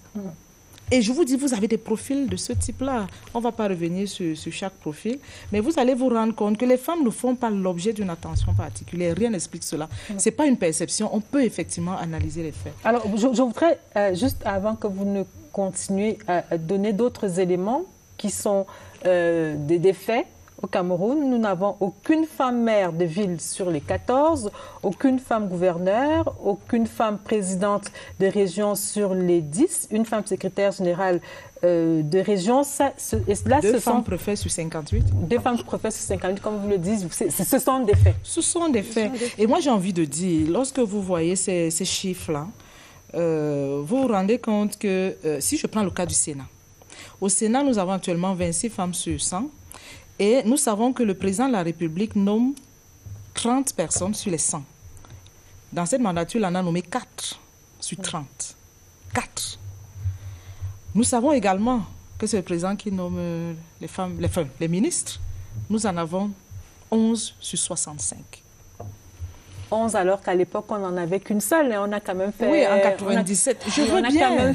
On a quand même fait un bond en avant. Et si tu permets, Lucrèce, pour revenir à ce que disait la copanéliste, j'oublie son nom, finalement, son nom m'échappe. Madame Tanguay. Voilà, Julienne Tanguay. Par rapport aux dispositions juridiques, c'est vrai, nous avons signé des conventions, mais nous n'avons aucune loi qui nous permette même de revendiquer. Il n'y a pas de loi sur l'égalité. En RCA, il y a une loi qui a été votée en 2016. Au Cameroun, on peut voter une loi sur les quotas. À ce moment, on aurait un argument juridique qui permet effectivement... Maintenant, qu'est-ce que nous avons? Nous avons les engagements, disons les conventions que nous avons ratifiées, les engagements pris également par à la haute hiérarchie, qui peuvent également leur être opposables. Mais sinon, au fond, nous avons attaqué également les mécanismes qui sont mis en place et qui discriminent visiblement les femmes, sans explication. Là, vous parlez de la RCA, je voudrais quand même dire qu'en termes de représentativité des femmes, la RCA est à 17% et au Gabon, 21%. On est à 21%. C'est également des chiffres. Je voudrais, si vous permettez, que nous continuions dans ce débat avec Madame Fadimatou pour observer quand même qu'en ce qui concerne le nombre sur le plan politique, on observe très souvent que les femmes politiques, vous qui êtes communicante du RDPC, on vous voit en grand nombre lorsqu'il faut faire foule, lorsqu'il faut faire des animations culturelles, mais lorsqu'il faut prendre des décisions, on ne voit presque plus les militantes de votre parti. C'est valable pour votre parti, c'est valable pour d'autres partis. Qu'est-ce qui se passe? Est-ce qu'on vous fait confiance uniquement pour faire foule et pas pour prendre les décisions? Où sont les femmes lorsqu'on décide? Lucrèce, je ne dirais pas ça comme ça, parce que longtemps, les femmes en politique sont restées en arrière, pendant longtemps.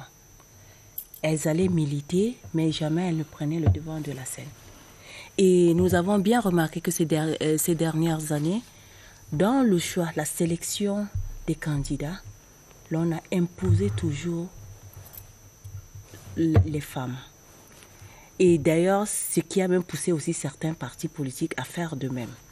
C'est pourquoi vous avez vu que les chiffres ont augmenté considérablement depuis les élections législatives et municipales de 2000. Est-ce que vous êtes satisfaite de cette... On ne saurait être satisfaite, c'est un idéal.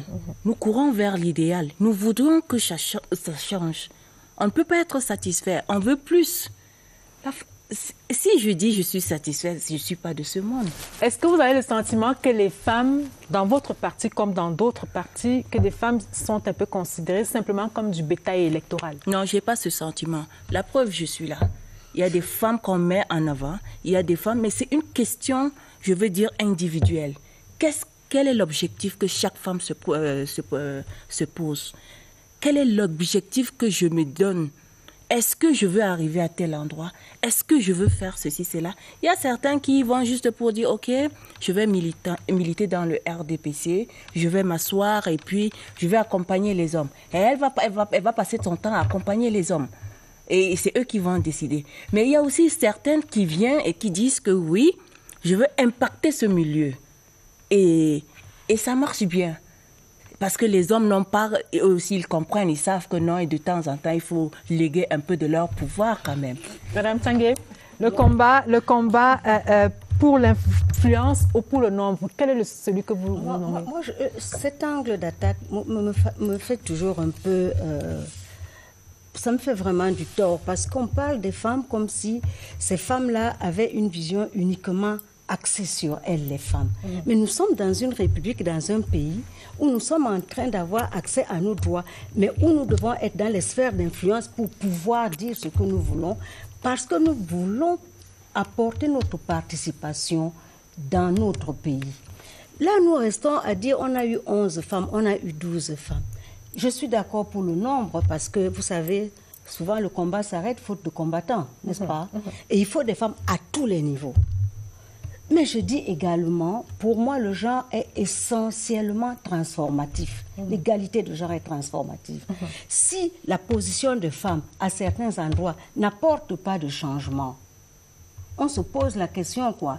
Qu'est-ce que ces femmes ont fait donc pour changer le pays? Alors, qu'est-ce qui est plus important pour vous, le nombre ou la capacité d'influencer? Les deux. Si vous me donnez un peu de temps, je vous explique. En quelques secondes, s'il vous plaît. Non, pas seulement quelques secondes, laissons parler. Si vous prenez des femmes au niveau de la décision, sûrement qu'elles vont orienter les orientations, elles vont donner de bonnes orientations par leur conseil au chef de l'État ou à n'importe quoi.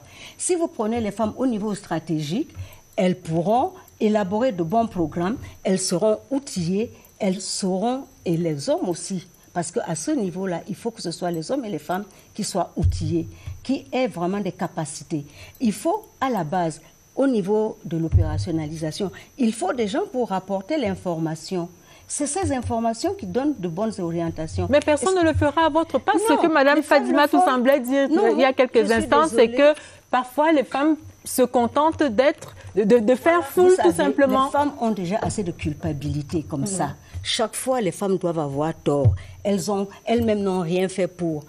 Ça fait des millénaires que les femmes sont dans la situation où elles doivent suivre. Il faut aussi quand même un peu de temps et effectivement arriver à faire quelque chose qu'on appelle la discrimination positive. Oui, on va parler de cette discrimination positive. Mais ce que je vous dis, ce n'est pas toujours la faute aux femmes. C'est vrai qu'il y a des femmes qui n'ont pas fait ceci. Mais il y a tellement d'hommes qui n'ont rien fait et qu'on vient chercher sur eux à 88 ans. Non, vous n'en faites pas. Hein. C'est ça le cas. Et c'est les femmes qui sont outillées sont là. On a vu une femme qui est ingénieure. Mais c'est le médecin c'est le malade qui va vers le médecin. C'est le malade qui va vers le médecin. Nous sommes en République. Et c'est pour ça que j'ai parlé d'abord des droits et j'ai parlé de l'accès. Et je parle donc de l'espace d'influence. Si nous ne sommes pas aux espaces d'influence, il faut lui demander. Mais si vous ne combattez pas pour avoir accès à ces espaces d'influence, qui viendra vous chercher? Vous êtes les plus nombreuses. Vous savez, regardez les projections dans votre document qui est sorti 2018 sur le renforcement des capacités. Il paraît qu'en 2035, il y aura plus d'hommes que de femmes. Commencez déjà à vous méfier. Regardez les projections. Alors, professeur Ndoa, vous pensez que le nombre est très, très important? Le nombre est important, l'influence aussi. Je vous ai dit, ce n'est pas antinomique, pas du tout antinomique. Et lorsque je suis le débat que vous engagez, Lucrèce, je crains qu'on ne soit en train de demander à chacun de se battre. Exactement. Demander aux handicapés de se battre. Je ne dis pas que nous sommes... mais je dis la République est là pour mettre en place des dispositifs qui permettent justement à tout le monde de contribuer. Le combat de la femme n'est pas un combat contre les hommes, ni contre la femme. C'est un combat de citoyenneté. Si on dit dans la Constitution... Est-ce que ce n'est pas une question de perception? Même pas, c'est un problème de gouvernance inclusive. Et moi, je dis, dans notre métier, lorsqu'on parle de gouvernance, il s'agit d'outils. Il s'agit d'outils. Posons-nous la question de savoir... Moi, j'ai échangé encore avec Julienne en coulisses. Lorsqu'on voit la SND 30, on voit 25 politiques publiques bien décrites. D'accord, la politique genre peut être transversale, mais si on en fait une cause nationale, vous allez voir que les comportements sont différents. Permettez-moi d'aller plus loin. Moi, je dis... Lorsqu'on évoque cette question, et si on reste sur les éléments essentiellement périphériques, on se trompe d'argument. Il n'est pas question de commander, il n'est pas question de se battre. Il est question d'avoir accès aux droits. Et les femmes sont une composante de la société. Vous croyez que c'est vraiment plaisant d'avoir un présidium pas du tout mixte et qu'on dise que nous sommes en République et qu'on se sente à l'aise en se disant que non, les choses vont avancer avec le temps, il faut attendre. Il s'agit de citoyenneté. Moi, je voudrais simplement engager notre réflexion sur des questions qui permettent à un moment donné de ne pas voir la revendication des femmes comme étant la femme qui doit se battre. Il s'agit en réalité, comme dit, nous avons accès à beaucoup de droits. Ils sont allés plus loin, bien plus loin qu'on ne pensait. Nous pouvons déjà mettre nos maris en prison parce qu'ils sont coupables d'infidélité. Ou bien parce qu'ils n'ont pas payé leur on ne leur demande pas tant que ça. Tout ce qu'on leur demande, moi je prends tout cet exemple, et Lucrèce, n'oublions jamais. Je le dis et je le répète chaque fois que j'en ai l'occasion, l'accès à des postes, c'est aussi l'accès aux ressources. Quand on dit aux femmes qu'elles ne sont pas dans les sphères politiques, qui fait la politique? Comment on fait pour arriver en politique? Nous avons une politique de rémunération qui est assez vicieuse. C'est une politique de rémunération dont les avantages sont autour des postes. Elle est assez discriminatoire à l'égard des femmes, parce que c'est autour des postes. Lorsque vous avez un poste de responsabilité, les avantages autour peuvent représenter 2 à 3, 4 fois votre salaire. Ça veut dire que lorsque les femmes n'y sont pas, elles sont privées de ressources.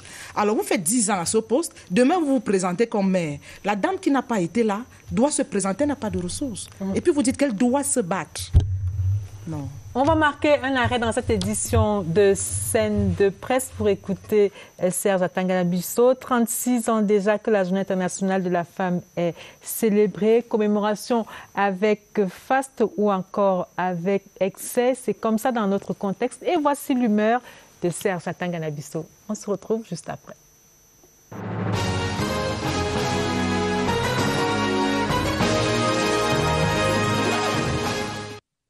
36 ans de fête, 3 décennies et demie à soulever les cabas. La journée internationale serait elle-même une femme qu'elle ne supporterait plus qu'on rappelle son âge, le jour anniversaire. On ne donne pas l'âge des dames mûres, compris? Sachez-le pourtant, lorsqu'elles approchent la quarantaine, l'horloge biologique, rides et premières bouffées de chaleur, font le lit d'une humeur massacrante. Si elle n'est pas mariée, au milieu de copines qui le sont par contre, si les joies de la maternité lui sont encore fermées, vous irez de saute d'humeur en crise de nerfs. D'ailleurs, les Camerounaises ont cette expression « j'aime mes nerfs ».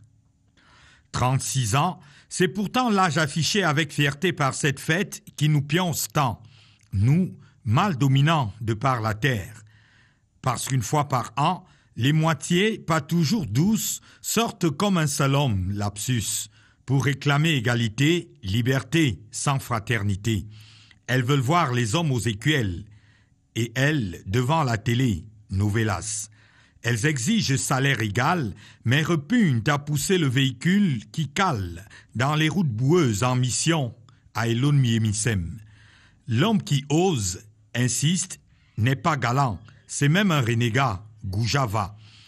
On dit dans les bureaux que la femme n'est pas comme l'homme, formule pudique pour dessiner l'odieuse carte des menus, des faveurs accordées contre privilèges déroulés. La copine du patron n'est pas une collègue comme tout le reste. L'étroite collaboratrice restreint le champ des compétences des autres. Elle fait et défait les carrières, quand elle a ses nerfs, je vous dis. Les canapés ici dehors ont vu tant de promotions passer. Le congé maternité n'a jamais, chez nous du moins, trouvé son équivalence au masculin. Heure de tétée, il faut laisser. Il se trouve même des fois que le patron veuille redistribuer les fruits de cette croissance dévoyée à la volée, que plusieurs Amazones revendiquent la place de la favorite, de la reine de cœur, toujours au détriment de celle à qui et de qui le boss a reçu l'anneau, l'alliance devant Dieu et les hommes. Alors là, la femme devient une louve pour la femme. Pour vous les hommes, terre à terre, vous irez chasser la souris qui surgit brusquement de son trou. Vous tuerez également le cafard qui fait tant peur à maman. Le salaire de monsieur paye les factures, entretient la maison. Celui de madame, elle a ses choses à régler. Entendez-le bien, c'est la loi des cieux. Comme on y a adopté d'endormir Adam pour former Ève, personne n'aura été témoin lorsqu'il s'est agi de passer les consignes. Dieu seul a vu que c'était bon, comme pour le restant de la création. Il faut seulement laisser.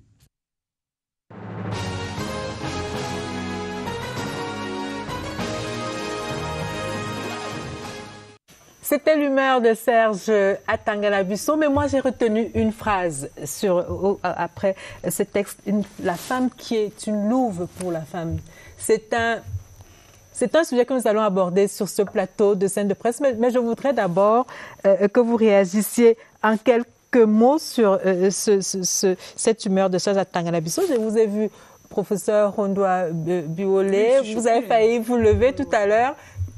Qu'est-ce qui vous heurte dans ce papier? Alors d'abord, dans un premier temps, il faut dire que la symbolique qui voudrait que les femmes se retrouvent dans les espaces publics le jour du 8 mars n'est qu'un symbole.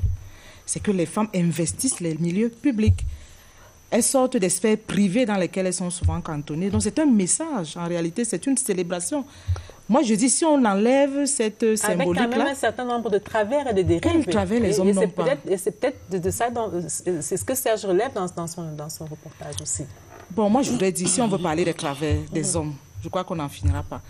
Je crois que ce n'est pas l'objectif de cette célébration, même si on peut, et je le dis souvent, considérer que lorsqu'on parle des femmes, il ne s'agit pas d'une entité homogène. Il y a plusieurs femmes, et lorsqu'on parle des droits, on ne discrimine pas en termes de droits. Maintenant, si vous voulez analyser les comportements, il a dit quelque chose dans son reportage qui n'a pas attiré votre attention. C'est que lorsque la femme est la petite amie du patron, pourquoi vous voulez que les hommes aient autant de droits? À la limite, même quand on voit le mouvement MeToo, qui est révélateur de ce que les femmes ont des problèmes pour avoir accès à leurs droits. Parce que lorsqu'on voit ce mouvement et qu'on voit les déclarations, c'est toujours un problème de rapport hiérarchique entre les hommes et les femmes. Et un problème d'avoir accès à des droits de manière libre. Et moi, je crois que son reportage révèle effectivement que ce mouvement est en vigueur dans ce pays. Et de ce point de vue, moi, je pense qu'il vaut mieux attaquer le reportage de ce point de vue-là pour remettre sur la table la préoccupation de l'accès au droit. Parce qu'il ne faut pas être la copine du patron pour avoir accès au droit ou pour se comporter comme étant la patronne bis, comme il essaie de décrire. Donc, je crois qu'il décrit un fait qu'il incrimine lui-même. Moi, je trouve que c'est malheureux, vraiment, parce que non seulement cette humeur-là est tellement sexiste que dans certains pays, ça pourrait l'objet de censure. Non, pas du tout. Non, c'est une commande qui a été. Non, c'est une humeur. Oui, c'est une humeur qu'il partage avec vous. Peut-être de mauvais goût. Oui, c'est peut-être de mauvais goût, mais c'est une humeur qu'il partage et après vous. Qui ne nous valorise pas, en fait. Et puis vous commentez. Je trouve que ça ne nous valorise pas. Et je continue à dire. L'objectif n'est pas de vous valoriser. Vous n'avez pas besoin de ça. Non, l'objectif, c'est que justement, voilà le piège qu'on nous tend chaque fois. Qui a le 8 mars. Quand on doit venir discuter, moi j'étais bien contente de savoir par exemple que quand les femmes parlent du 8 mars, elles parlent également de leur contribution au niveau du pays entier, de tout. Parce que si vous regardez l'évaluation qu'on a faite du DSCE, elle est catastrophique, quoi qu'on ait enduit ça de n'importe quoi. Catastrophique. Et tout simplement parce qu'il n'y a pas eu cette gouvernance inclusive. Parce qu'on a toujours pensé que les affaires des femmes, même si on va leur accorder ceci, on accorde. C'est de ça qu'il s'agit. C'est parce que les femmes n'ont jamais été là où il faut, avec les compétences qu'elles ont, qu'on n'a pas vu la différence. Je voudrais peut-être aller dans ce sens pour dire, pour la gestion de la Covid, les femmes chefs d'État, ça a été démontré, ont mieux géré la pandémie que les hommes. Je n'ai pas fini. En quelques mots, s'il vous plaît. Oui, c'est toujours en quelques mots. Oui. Mais ce que moi je dis là, c'est que j'aimerais qu'on centre les choses au niveau de qu'est-ce que le pays peut bénéficier des femmes quand elles ont l'accès au droit, accès au pouvoir. Et parce que ça, c'est le pouvoir, justement, parce qu'on nous parle encore des danses, de ceci, on ne nous dit pas ce qu'on fait le jour de la fête du travail. Donc c'est un piège dans lequel on nous entraîne tous les 8 mars et on commence à discuter sur ce qui est factuel. C'est un piège dans lequel les femmes elles-mêmes s'enferment, je suis désolée. Alors je voudrais maintenant que nous parlions, si vous le permettez, du genre comme politique de discrimination positive. On le relevait tantôt, il y a quelques instants, Madame Fadima le disait, parfois ça commence à la maison. On a des enfants et dans certaines familles, peut-être faute de moyens, on préfère, les construits socioculturels font qu'on préfère envoyer le garçon à l'école et de laisser la fille à la maison. Et puis, ça la suit toute sa vie. Et puis, parfois, quand il faut décider, on ne compte pas avec elle parce qu'elle n'a pas les outils nécessaires, parce qu'elle n'a pas le know-how nécessaire. Tout à fait. C'est pourquoi je disais tantôt que c'est une question de société, de nos us et coutumes. Non seulement une question de société, une question des religions aussi. Parce que vous avez, il y a dans certaines religions, la jeune fille est sacrifiée dès l'adolescence, au profit peut-être du garçon. Le garçon peut aller à l'école, mais la jeune fille... Mais progressivement, la jeune fille va à l'école. Et elle s'exprime de mieux en mieux. Mais longtemps, cette discrimination nous a un peu, nous a un peu freiné sur le plan de l'avancement de la femme. Vous, en tant que leader d'association, parce que je rappelle que vous êtes également leader d'association, comment est-ce que vous travaillez à changer cela? Ok. Tout d'abord, merci. Je suis présidente régionale de l'association Askoula Gelnoudi. C'est une association qui promeut la culture Laka. C'est une association qui... les Laka, c'est un peu les peuples qui sont installés plus dans le septentrion et dans quelques poches de certaines régions. Et cette association regroupe les filles et femmes Laka et les hommes aussi, mais je tiens le volet filles et femmes. Et ce qui fait que on essaye dans cette association non seulement de promouvoir la culture, mais de promouvoir aussi le leadership féminin, l'entrepreneuriat de la femme. Il y a toutes les couches d'activité sociale, ce qui permet à celles qui ne pouvaient pas s'exprimer, de mieux s'autogérer. Au niveau de cette association, nous avons peut-être même, vous avez les vendeuses de cacahuètes là, elles sont nombreuses. Et nous essayons de nous organiser pour mieux affronter la vie. Et je pense que nos hommes ont vite compris cela. C'est pourquoi ils ont voulu libéraliser et nous permettre de mieux nous exprimer. Alors, je voudrais donc qu'on continue avec cette question de genre, de discrimination positive. Alors, professeur Ndoabiwele, vous pensez que cette politique peut permettre de rattraper les gaps qu'on observe dans notre société? Alors, cette politique a été utilisée ailleurs, elle produit également des fruits. Au-delà de la loi ou alors d'un texte, un encadrement juridique qu'on peut avoir qui encadre les quotas, on peut également avoir des pratiques que l'on observe et qui peuvent rentrer dans la culture.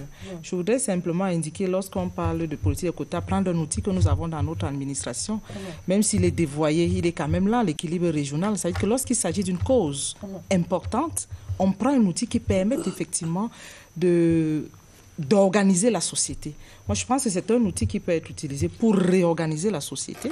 Et tant que cet outil n'existe pas, je crois qu'on va rester longtemps à la traîne. Je voudrais simplement rappeler également qu'à l'absence de cet outil, on peut comprendre de manière consciente ou inconsciente que les décisions prises ne soient pas encadrées ou alors n'aient pas de base objective. Si on a cet outil, on peut faire des évaluations, on peut à la limite monter un ensemble également de données. Donc cet outil d'équilibre régional, nous avons au moins l'expérience. Ça veut donc dire que l'outil de discrimination positive ne va pas faire problème puisque nous avons l'habitude. Je voudrais simplement indiquer, toujours dans le même environnement, ici au Cameroun, lorsque nous avons certaines organisations, pour ne pas les citer, qui en font une culture, c'est pour ça que je disais qu'on peut avoir la culture, la pratique, on peut également avoir les textes, qui dit par exemple qu'on ne peut pas avoir un séminaire, quelle que soit l'activité, si on n'a pas sur le plateau un francophone, un anglophone et une femme. Et ça marche. L'activité n'est pas sous-évaluée pour autant. Donc, il s'agit des principes qu'on met en place. Il s'agit également des outils qu'on décide de mettre en place. Première chose. Deuxième chose, il y a des engagements qui sont pris par le président de la République. Quand le président de la République dit en 1997 qu'il va faire de l'égalité de chance une réalité pendant son mandat, il le dit. En 2011, lorsqu'il prête serment à l'Assemblée nationale, il dit également que je compte sur les jeunes et sur les femmes pour impulser une nouvelle dynamique. Quand il le dit en 2011 et que 10 ans après, on se rend compte qu'on a plutôt régressé au niveau des statistiques, on peut donc questionner les mécanismes qui sont mis en place. Moi, je pense qu'il y a ces encadrements juridiques qu'il faut revoir, oui, sont... Mais est-ce que c'est toujours au niveau du président de la République ou ça commence, par exemple, dans les ministères? Vous savez, le président de la République, ce n'est pas lui qui agit. Il donne justement des intentions. Les ministères doivent appliquer. Il donne des indications, mais qui doivent être appliquées au niveau des ministères. Et nous, les femmes qui sommes garantes de ces encadrements-là, on doit également rappeler quand ce n'est pas fait. Parce qu'en réalité, ce n'est pas le président qui va venir appliquer dans les ministères. Lorsqu'il y a des nominations, par exemple, ça ne choque personne qu'on ne voit pas de femmes. Ça ne choque personne. Sauf que permettez-moi de revenir sur le reportage de Saja Tangalabiso il y a quelques instants sur cette phrase, la femme qui est une louve pour la femme. On observe aussi parfois que même quand c'est une femme qui commande, le pouvoir n'est pas genré, le problème n'est pas là. C'est pas ça. C'est pas la femme. Je peux aller jusqu'au bout de la question. C'est une question qui heurte et qui revient tout le temps. Moi, je devrais passer une réalité. C'est une réalité. Moi, je travaille avec des hommes. Les hommes sont un frein pour les femmes. Qu'est-ce qu'on fait de ça? Les femmes aussi sont des freins pour les femmes. Le combat n'est pas là. Le combat, il n'est pas demandé aux femmes. Il n'est pas demandé aux femmes d'aimer les femmes. On n'a pas demandé. C'est pas ça qu'on demande. Que ce soit des femmes ou des hommes, quand vous êtes responsable à un poste, on vous demande d'appliquer des mécanismes équitables. Point barre. Mais le contexte étant celui qui est de notre... Le contexte étant celui... Oui, bien sûr, je vous pose la question. Le contexte étant celui d'un retard à rattraper. Alors, lorsqu'une femme est promue à un poste, je ne sais pas lequel, sa priorité ne devrait-elle pas de promouvoir celle qui le mérite? Vous savez ce que vous dites. C'est une question que je vous pose. Au niveau de la ethnie, ça se pose. C'est une question que je vous pose. Il y a tellement peu de place qu'on a laissé pour les femmes, tellement peu de pouvoir, que celle qui peut avoir une parcelle de ces pouvoirs, il faut qu'elle soit vraiment généreuse pour dire qu'on vient de la bousculer. Ce que nous demandons aux femmes, c'est de mentoriser les autres femmes qui sont derrière elles. Et je vous ai dit qu'on a besoin je repose ma question. Si vous êtes promu, je ne sais pas moi, directeur général de je ne sais quelle entreprise ou ministre de je ne sais quelle, qu'est-ce que vous faites alors que vous avez des femmes, dans votre administration qui qui ont tout ce qu'il faut, qui ont le know-how, qui ont fait des études, qui sont capables de mener, de porter un certain nombre de directions. Pourquoi on observe que les femmes, parfois, préfèrent nommer les hommes à la place des femmes? Je prends des cas concrets. Moi, j'ai un cabinet. Il est même privé, donc je peux faire ce que je veux. Parce qu'en République, encore, on ne peut pas faire ce qu'on veut. Ce que vous dites, les graves, on n'est pas là pour discriminer les hommes. Quand même. On n'est pas là pour ça. Il n'est pas question de prendre les femmes au détriment des hommes. À la limite, nous sommes pour le he for she. C'est une société égalitaire pour laquelle les femmes doivent également œuvrer. Première chose. Deuxième... Sauf qu'il y a un gars par rattraper. Il y a un gars par rattraper. C'est pour ça qu'on interpelle la République. On ne demande pas aux individus de venir agir sur la discrimination. C'est-à-dire qu'on doit superposer les discriminations. Ce n'est pas mon rôle, je suis désolée. Ce n'est pas mon rôle. Et moi, je dis même dans cette préoccupation, en termes de valeur et de respect de genre, on n'est pas là pour discriminer les hommes. Ce n'est pas ça le discours. Et je dis, tenir ce discours est très grave. Lorsqu'une femme arrive, elle doit pratiquer une politique qui permette aux hommes, aux femmes, aux jeunes, aux personnes handicapées de s'épanouir de manière égalitaire. Madame Fadimatou, pouvez-vous partager cet avis? Oui, je partage à moitié. Mais vraiment, moi je pense que dans le sens que vous en venez là, moi aussi je voudrais appuyer dans ce sens-là. Il y a des domaines où quand c'est une femme qui est là, elle empêche à sa consoeur d'évoluer. Tout simplement parce qu'il y a les femmes ont ce petit problème-là, les problèmes de personnes en général, de complexes. Il suffit que ton supérieur soit moins visible que toi et ça te cause des problèmes. Et nous avons vu ça, ne nous leurrons pas. Nous avons vu ça. On est tout le temps là en train d'accuser les hommes. Ce n'est pas seulement les hommes. Même les femmes sont un frein pour les femmes. Il faut le dire. Donc, on ne va pas seulement dire que ce sont les hommes qui sont des freins. Oui, les hommes harcèlent aussi les femmes. Voilà. Le débat n'est pas là. Je dois allez-y. Donc, il y a aussi ces femmes-là qui sont des freins pour les femmes. Et je pense que le mieux serait que, quand on promet déjà, si les places sont limitées, la femme devrait encourager sa consoeur à aller aussi de l'avant. Parce que là, maintenant, il est question de promouvoir la compétence, la qualité et le savoir-être. C'est comme ça qu'on arrivera où on veut. Sans ça, on ne pourra pas. On est forcé de se battre dans ce domaine-là. Sinon, on viendra toujours faire des discours comme quoi on veut les 50%, parité 50-50. Non, ça ne va pas marcher. Ces hommes, longtemps, ont gardé leur pouvoir. Et il est question pour eux de lâcher un peu prise. Lâcher comment? En voyant notre compétence, en voyant nos qualités, en voyant nos savoir-être. Et ça, c'est important. Madame Julienne Sangal. Oui, moi, tout ce qui est dit là est très bien. Mais je refuse toujours de penser que la femme est louve pour la femme. Vraiment, ce discours, je m'en éloigne. Parce que je pense que selon qu'on a cette capacité d'être au-dessus de certaines choses, c'est quelque chose qu'on peut dépasser. Et je dis que quand on parle des questions de genre, comme vous avez parlé de discrimination, pour nous, en matière de genre, il n'est pas question de penser qu'on doit se battre avec quelque chose. Et le Cameroun a fait des efforts ces derniers temps. J'ai vu qu'en statistique, ONU Femmes et l'INS et le BUCREP, par exemple, et la société civile travaillent beaucoup pour qu'on ait des statistiques de manière que quand nous parlerons dorénavant, ce ne sera pas de manière anecdotique, ce sera de manière avec les faits et des chiffres. Et je voudrais insister sur une chose. Quand vous avez parlé des chiffres, nous, en matière de genre, nous n'appelons pas des acquis, des chiffres ou des éléments qui changent et qui varient à tout le temps. Vous avez 5 femmes ministres aujourd'hui, demain 7, après-demain vous aurez 3 ou 4. Mais quel est le discours à tenir dans de si, ou bien on a fait des progrès? Non, on a fait des progrès, on est encore revenu. C'est pour cela qu'il faut des textes qui disent au moins tant, au minimum si, et on se dit que s'il n'a pas atteint les 30%, il y a un quota, mais il y a ça. Les textes dont vous parlez, oui d'accord, les textes dont vous parlez, c'est à l'Assemblée nationale. Est-ce que vous ne pensez pas que les femmes peuvent bousculer les choses de ce côté-là en commençant justement à militer dans les partis politiques, en commençant à militer dans les partis politiques et en faisant tout pour être intégré dans les listes pour pouvoir siéger effectivement. Je veux seulement vous dire une chose. J'ai formé les femmes à l'Assemblée nationale au Cameroun. J'ai formé les hommes. Au moins 6 sessions. Je forme les gens à Turin. Dans le truc de formation des Nations Unies. Et je peux vous dire, j'ai formé les personnes à Kigali, j'ai formé des personnes à Bujumbura. Ce que je veux vous dire, c'est tout simplement qu'il y a beaucoup de choses qu'on fait juste pour les faire. Mais au moment des évaluations, on réalise qu'il n'y avait même pas des indicateurs pour préciser. Regardez les documents que nous venons de lire ces jours, DCSE-là, et tout ça, et ce qui vient de ressortir. Il n'y a pas d'indicateur, genre, il n'y a rien qui indique qu'au bout de 5 ans, on veut atteindre ce niveau.